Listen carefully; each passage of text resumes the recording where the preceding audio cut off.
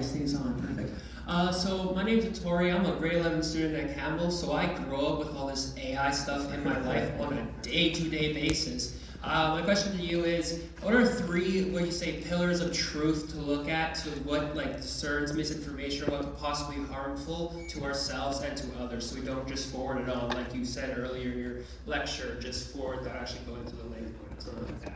Yeah, thank you, it's a great question. And there's so many things, what are the red flags, right? What are the red flags? So I think one of the red flags, so Kate Starwood is one of my favorite scholars in this area, and I actually interviewed her for something I was working on, and I asked her this question, right? I asked her this thing, and I thought she'd say, oh, Tim, do the lateral reading, you know what that is? Like where you check open in a new browser and check, see what other voices are saying about that topic. That's still really important. But you know what she said? Her number one bit of advice is, if it feels like your team, so you're looking at the content, if it feels like your team just scored a touchdown, that should be reason to pause, right? Because it's playing to your cognitive biases, it's playing to your preconceived I love that bit of advice because it happens to all of us, right? And when I've fallen for misinformation, and yes I have, it's exactly that is how it played out. So that's one thing I would do. Always ask yourself, are they trying to sell me something, and not just a product, but an agenda, an ideology, a brand?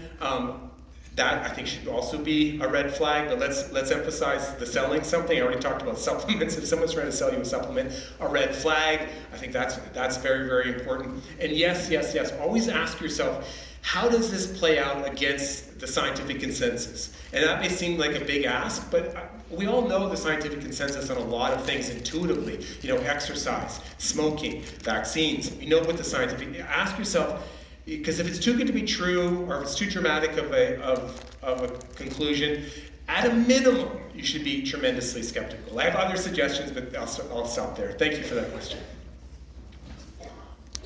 Hi there. I'm wondering if you could speak a little bit more on the regulation piece. So I'm wondering, when you talk about this as an option, are you thinking more like proactively, like regulating the platforms themselves so that disinformation can't be posted, or is it more of a sort of like punitive regulation approach of we fine people who are spreading misinformation? And are there any jurisdictions doing really good work or effective work on regulating misinformation? I chuckled when you asked the question because it's a hard question. Yeah. How about I go broad? When I think of regulation and policy, I think of it all the above, kind of all the above. We do need to take a multi-pronged approach, but there are also sort of political realities. And I know this both from experience, talking to politicians in Canada, but also just looking around the world, especially in North America. So what do I mean by that? Coming out, if you start banning content, rightly or not, people will immediately say freedom of expression, etc. When in reality, I get very frustrated by that claim, because in reality, almost all of the initiatives I recommended, right, the responses happen in the marketplace of ideas, right? This is all about using the marketplace of ideas to make a difference.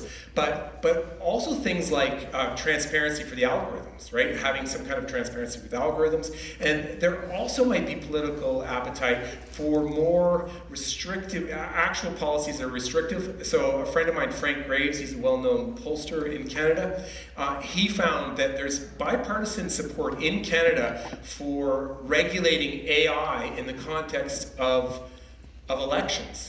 Right, so I think there are entry points to actual regulation, right, where it's a little bit more, where you're trying to actually regulate the content. I think people feel comfortable. Hate speech, and the other thing is having regulations around specific problematic areas like AI that are deepfakes of individuals, right? I think there's bipartisan support for those kinds of things.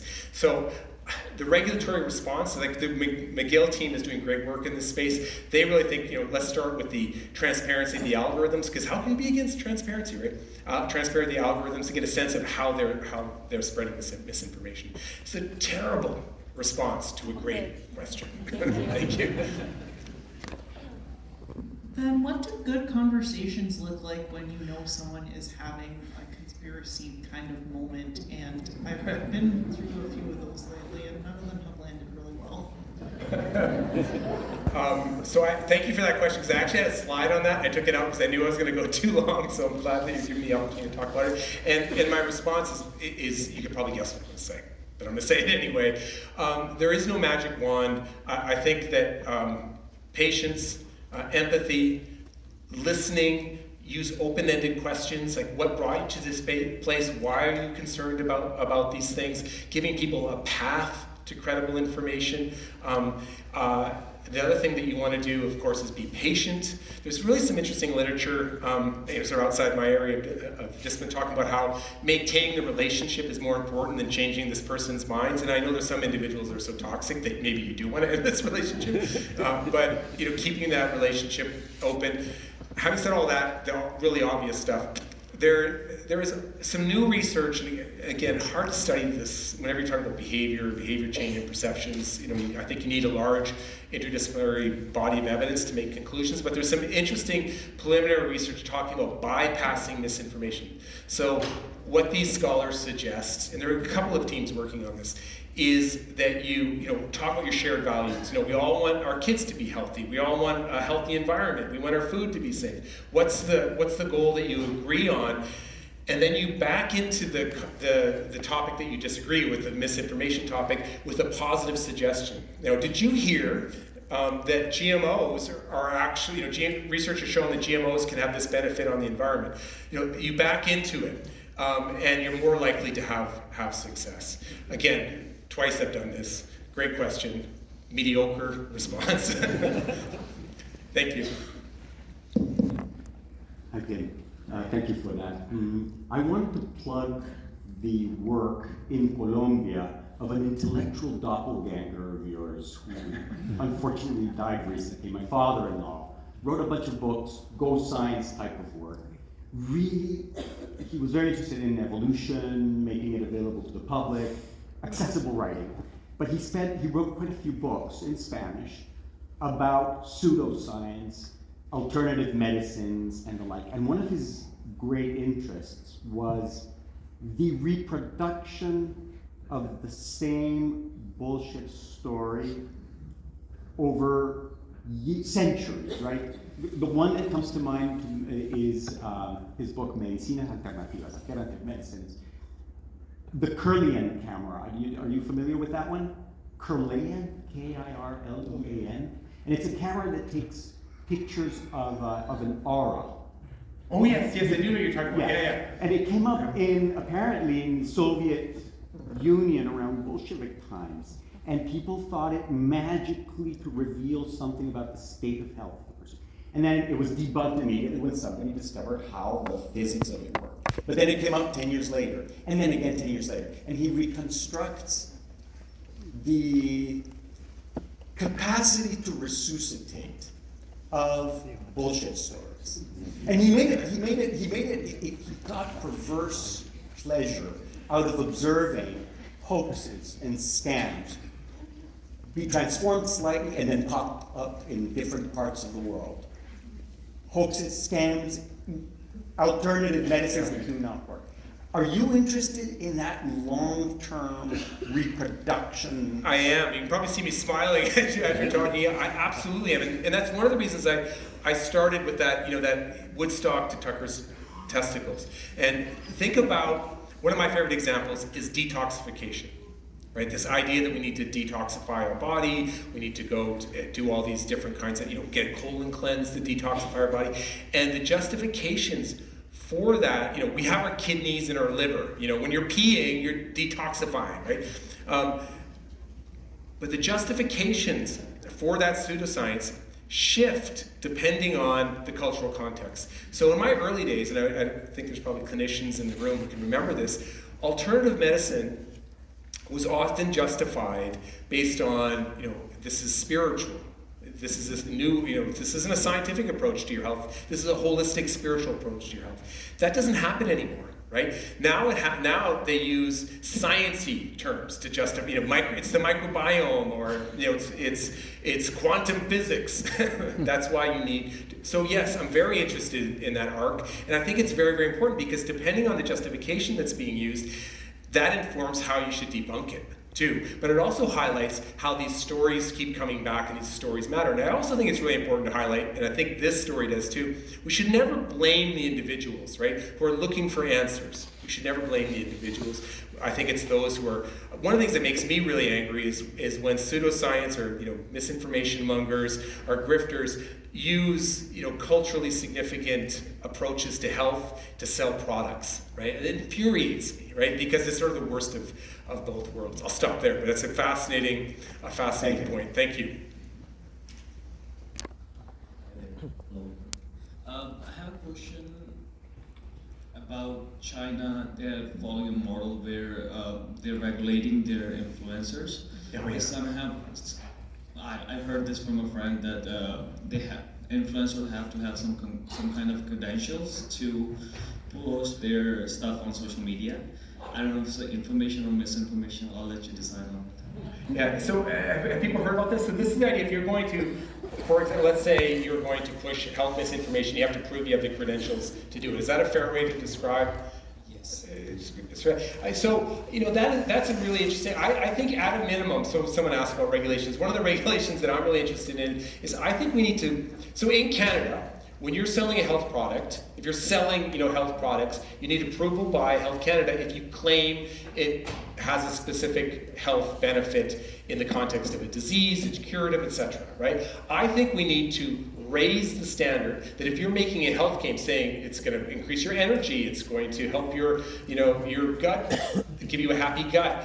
I think we need, if they're making a health claim, I think they need to have the science to support it. And I actually think we could use AI to identify the influencers that are making that claim. Right? So AI is not all bad. Because one of the reasons we're not getting at these influencers is because there's so many of them. And I've talked to regulators, they just can't respond to everything. So I would like to see, I'm not 100% sure about that standard, right? Because we know that doctors can push misinformation too. Or whoever the regulator or the profession is. But I like the idea of increasing the regulatory standards in that space and giving the tools to allow regulators to act.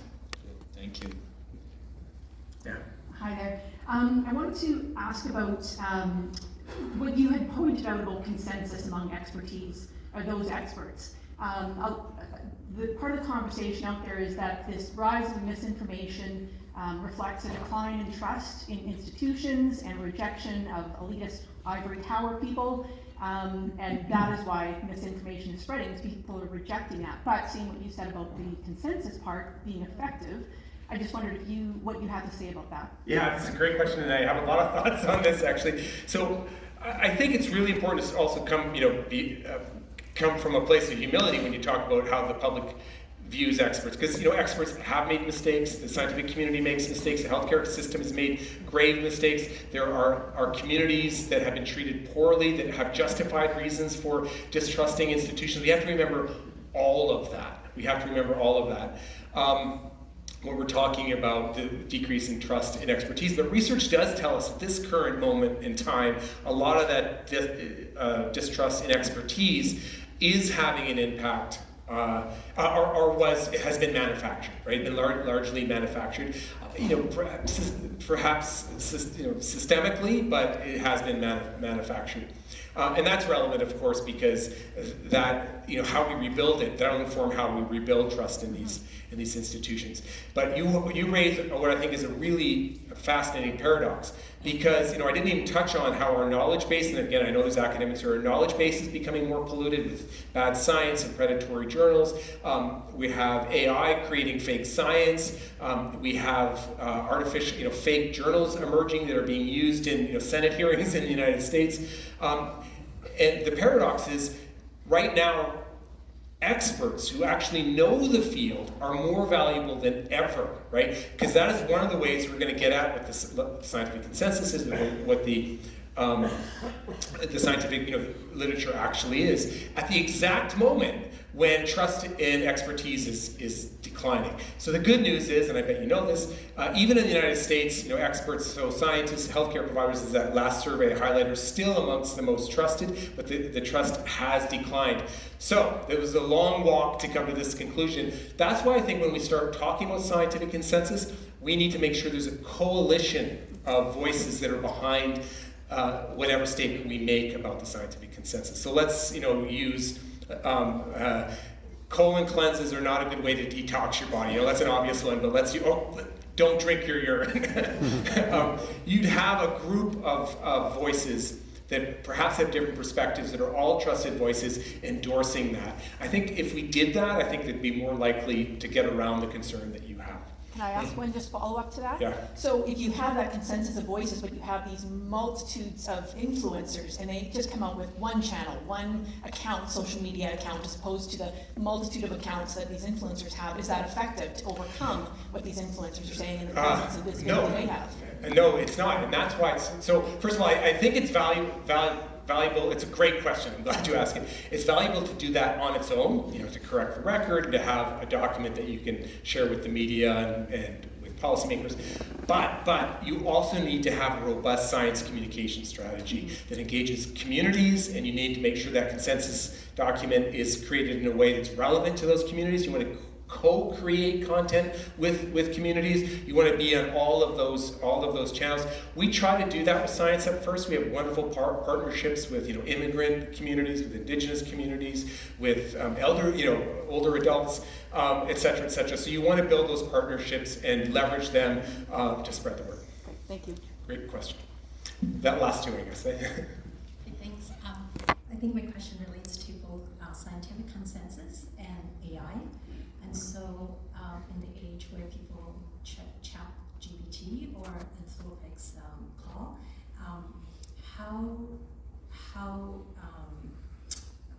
I'm wondering what are the current sort of process or framework or what's being done to create future AI model that could delineate the scientific consensus versus what may be considered misinformation. Because if we end up, instead of checking social media, if we end up going to Claude or ChatGPT for answers, that maybe the next background concerns or... It is for sure. So, what about ChatGPT? And by the way, increasingly, I'm kind of lumping that in online content, right? And people are increasingly going to ChatGPT. That Canadian Medical Association journal showed another interesting paradox amongst the Canadian population, where they found that the majority of individuals are going to ChatGPT. I can't remember what the number is, like 67%, don't quote me if I got that wrong, of people say they use ChatGPT, but only listen to this, only I think it's 27% say they trust it, but they're still going to it, right? Which is fascinating, right? And that study also found that those individuals that use ChatGPT, use AI, are more likely also to report, so self-report, gotta be careful not to overinterpret the data, but still relevant, I think, more likely to report, I think it's 5 times as much more likely to report harm by misinformation. So we have a study coming out in BMJ Open, I think just in the next couple of weeks, where we look at various topics and how well ChatGPT answered the topic. And what we found is there's a variety of responses. But what's fascinating, and this touches on the next frontier point that you made. That's the study that we did. It's my own, our team study. It's going to be out of date. Like when it comes out in a couple of weeks, it'll be out of date because we try to get it as fast as possible because those algorithms are just evolving so incredibly quickly. So I think ChatGPT is not going away. People are always going to be going online to get health information. We've got to educate people on how to engage those topics. So studies pretty well consistently show that ChatGPT is good at things like describe this disease, what is the nature, what's this pharmaceutical product, what is the kind of treatments that are available in general for a disease. But it's much scarier when you're using it to diagnose your own illness, right? Is this cancer? Not go to a healthcare provider for that, obviously, for that kind of question. Great question. Last question. Make it a good one. Make it a good one. Pressure's on. It's a lot of pressure. I had a question on the social media portion of the presentation. So, I really appreciate all the ways that we could maybe contribute to this battle and all the responses that you provided. And I noticed that quite a few of the social media portions or disconnecting from the internet are very individual. Yeah. And I feel like my question is more around is there anything we can do to maybe change the way that like social media is like pushing the negativity bias, or like pushing the algorithm to be more on the support all of this misinformation? Because I feel like that's part of it sounds like that's part of the crux of the problem, is that you go to all of these websites and all that you see is like more and more egregious content because it becomes normalized. But is there a way to kind of reverse that, or like alter the algorithm to kind of do the opposite, perhaps? So it sounds like you might know this already, but there are researchers who are working on, apps that you can put on your phone that do that, right? That try, and my two of my kids are engineers, and one of them's a computer scientist that was working on AI from Microsoft. Boo. She's not here, so the degree to which that's going to be successful, I think is a question. But this also goes to the regulatory question, right? We should have access to the algorithm to get a sense of how they're doing that, right? And the other thing that you can do is you can give people the skill. So one suggestion that I often make, I should have said this earlier, is when it's an important topic, don't let the news come to you. Right? Go and search the news. And that's something I actually try to do. So when I'm looking up things about what's happening in Iran, I don't scroll to get the information, because that's the algorithm pushing the information, Trump is dead, information at me. You go to news sources, like you go and gather the news yourself, right? And that's a very simple workaround to the algorithm, right? So there are things like that you can do that can make a difference. I do think that the critical thinking skills, teaching people about those, it's an incredible how powerful those algorithms are. When I leave here, I'm going to get all of these posts about wind in Regina. Because I've just experienced it, right? So we definitely need to think of ways that we can meaningfully engage these algorithms, because holy cow, that's what's creating our information environment. Thank you. Thank you so much.